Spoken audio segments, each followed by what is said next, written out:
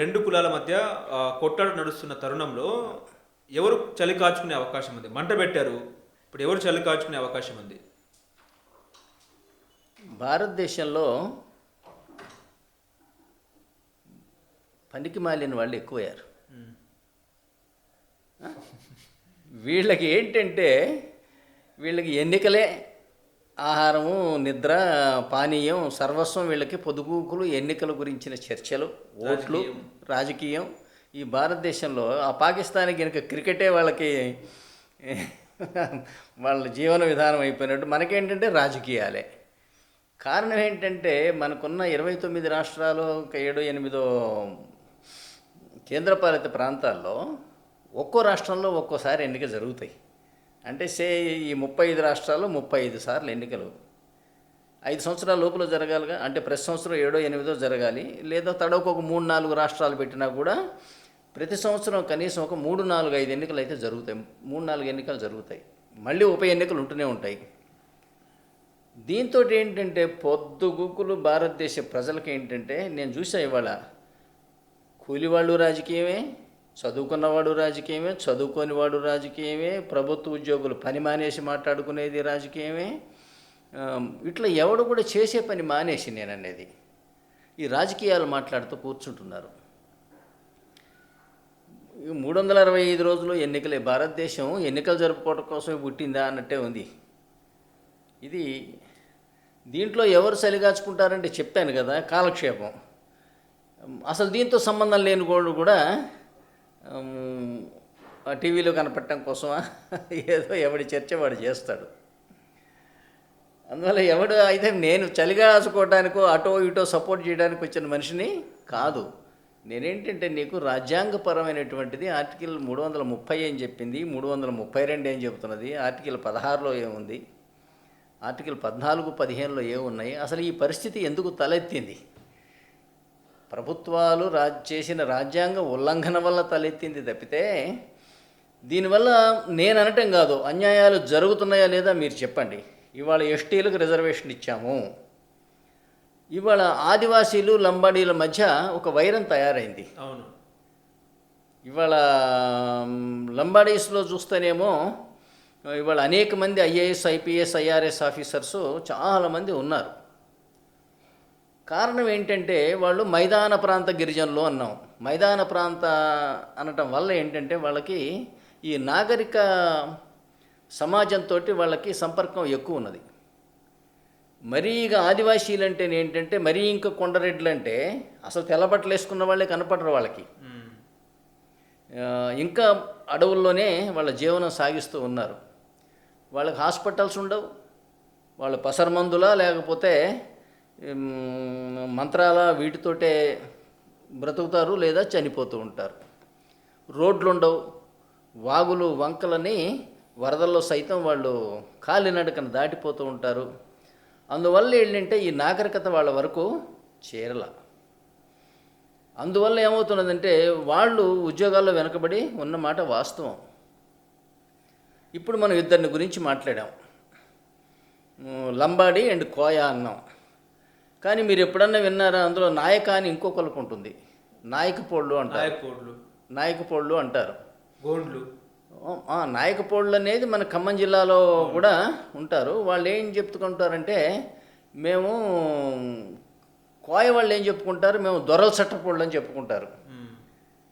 మా చందాలింగయ్య గారు ఇంతకుముందు చేసిన జిల్లా అధ్యక్షుడు కూడా చందాలింగయ్య దొర అనే పెట్టుకుంటాడు. మేము దొరల చట్టపు వాళ్ళమని చెప్పుకుంటారు వాళ్ళు. అట్లాగే నాయకులు ఏం చెప్పుకుంటారంటే మేము పాండవుల వాళ్ళమని చెప్పుకుంటారు. వాళ్ళు ఆధారాలు లేకుండా చెప్పుకోరు. వాళ్ళకంటూ ఉన్న అటవీ ప్రాంతంలోనే ఎవరి రాజ్యం వాళ్ళదే. భిల్లులు ఈ రాజ్యం ఉంది కదా ఒకప్పుడు భారతంలో. అట్లాగే వీళ్ళు ఏంటంటే అడవుల్లో ఉన్న వాళ్ళ దగ్గరికి ఈ భారతదేశం మీద దండయాత్ర చేసినటువంటి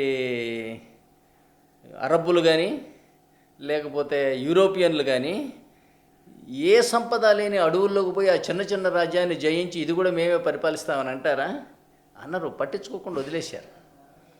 వాళ్ళు ఎంతసేపటికంటే అభివృద్ధి చెందినటువంటి బాగా పంటలు పండేటటువంటి రవాణా సౌకర్యాలు ఉన్నటువంటి ఈ ప్రాంతాలను పట్టుకొని వీళ్ళ దగ్గర పన్నులు వసూలు విధించి సంపాదించి వీళ్ళ దగ్గర ఉన్న బంగారం వెండి వగేరాలు లాక్కొని పరిపాలన చేసే ఆసక్తి చూపించారు. కానీ అడవుల్లోకి పోయి ఆ పని చెయ్యరు.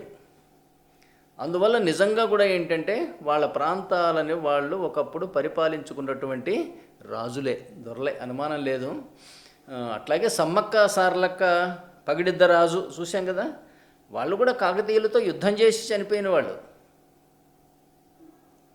అందువల్ల అట్లాగే మీకు ఇవాళ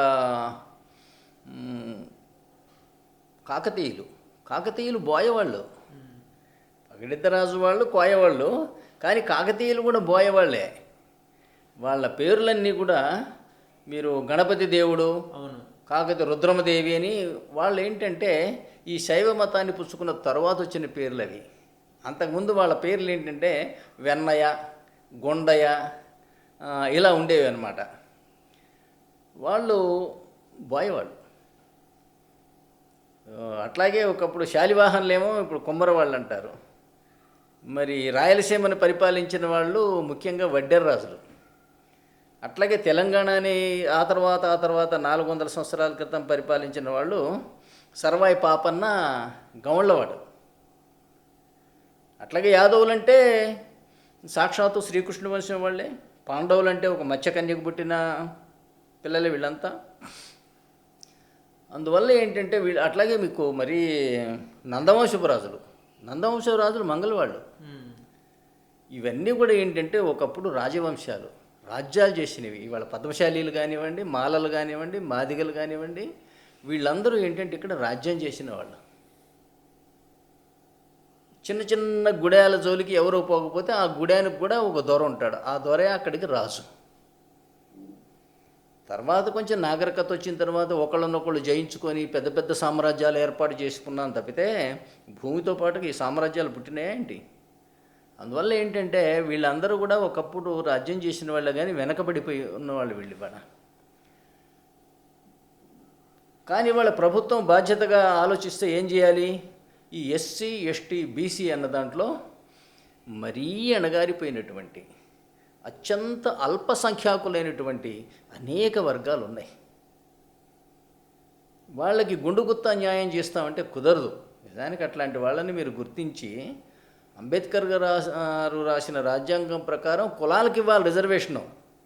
ఇప్పుడు సపోజింగ్ మాలలకిను ఇప్పుడు ఎరుకలకి ఇద్దట్లో ఎవరికి అని పోటీ వస్తే మాత్రం మాలకన్నా ముందు ఎరుకకు పోతుంది తప్పనిసరిగా.